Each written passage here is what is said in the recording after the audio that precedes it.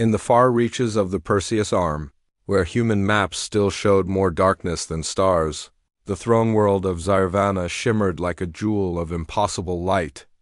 It was here, under the twin auras of a gas giant, that Elizabeth, Ward Envoy of the United Terran Coalition, watched the landing. Ramplower, she wasn't the one the crowd was waiting for. That honor belonged to Evan Hale. To humanity. Evan had once been just a xenobiologist. To the Zyrvana Empire, one of the oldest and most feared civilizations in the galaxy, he had become something else entirely. A symbol, a bridge. A question the galaxy could not stop asking. How had a human changed the fate of an empire born before Earth had even discovered fire? Elizabeth didn't know the full answer. No one did. All she knew was that today the Empire's Queen Oscarine, the Luminary, ruler of trillions, had summoned them with a message that stunned every diplomat across the Orion Spur. It is an honor to carry your child. Human. The words had shaken the galaxy. They had nearly broken the UTC Council. They had caused half a dozen rival species to panic, to threaten war, to whisper that humanity had done the impossible.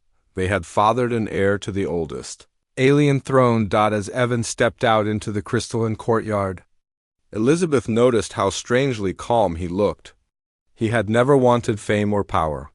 He had certainly never intended to become the first human in history to form a genetic bond with an alien monarch. But destiny, she thought, rarely waited for permission. The Zyrvana honor guard, towering obsidian figures with wings of refracted starlight, knelt as Evan approached.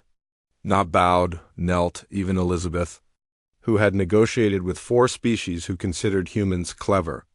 Primates felt a shiver. The Queen was waiting. Escarine stood beneath the arch of Continuum, a living monument that reshaped itself based on emotion.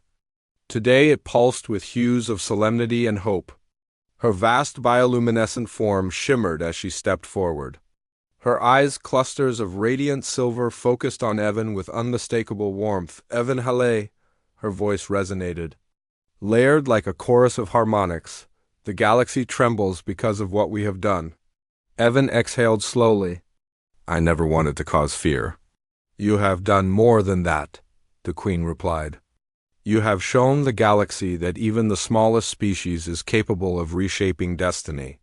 Elizabeth watched, transfixed. The Queen was not speaking as a ruler to a subject. She was speaking as someone who had made a choice that would echo across millennia. The Zyrvana Empire had no history of heirs. Their rulers were chosen from the strongest of their kind after centuries of trials. But Ascarine had declared differently. Her heir would be born of unity, not war. Of cooperation, not conquest. And it would carry human DNA. Elizabeth stepped forward, clearing her throat gently. Your Majesty, the Terran Coalition is grateful for your hospitality. But there are concerns.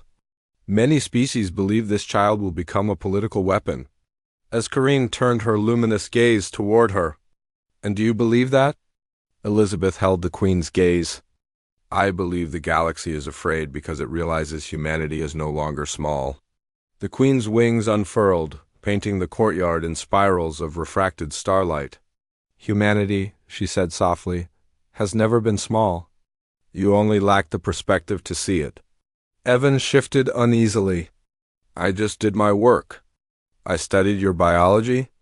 I helped stabilize your species' DNA drift. I didn't expect to be chosen. The Queen completed the sentence gently. Neither does destiny, human. It simply arrives. Elizabeth hid a smile. Aliens or not, leaders everywhere used the same mystical metaphors when they didn't want to explain politics. But then the Queen continued, her tone more solemn. The child I carry is not simply mine, nor yours. It is a symbol, a promise that my empire and your species will shape the next stage together. A distant tremor shook the crystalline pavement, an honor gong struck by the royal guardians. The gathered crowds, thousands of Zyrvanans, responded with a resonant hum that vibrated through the air like a chorus of stars. Evan swallowed, voice barely audible. And if the galaxy isn't ready? The Queen leaned closer, her radiance dimming to a gentle glow. Then we will help it learn. The future is not built by the ready, it is built by the willing. Elizabeth felt the weight of those words not as a diplomat, but as a human watching history unfold. For centuries, humanity had clawed its way out of obscurity, carving alliances, surviving wars, proving again and again that they were more than the fragile species others believed. But this was something else. This was the moment humanity stopped being the newcomer to the stars. Evan looked at Elizabeth, searching for something: guidance, reassurance, maybe even absolution. She placed a hand on his shoulder. "Evan," she said softly, "you didn't ask for this, but you're not alone in it. Humanity stands with you. Whatever this becomes, we face it together." Escarina's bioluminescent tendrils shimmered in silent agreement. "And so does my empire." The queen lifted her voice, letting it roll across the courtyard, across the city, across the world. "Hear me, children of Zyrvana. Hear me, travelers of distant stars. Today marks the dawn of the Concordance Age, the age where species do not rise alone, but side by side." The arch behind her exploded into a storm of colors, reconfiguring into a towering symbol: two hands, one human, one alien lifting a star together. Evan stared at the symbol, awe replacing fear. "Elizabeth," he whispered, "what if this really does change everything?" "It already has," she replied. The queen's final declaration echoed like thunder woven from light. "It is an honor to carry your child. Human, and an even greater honor to build a future worthy of them."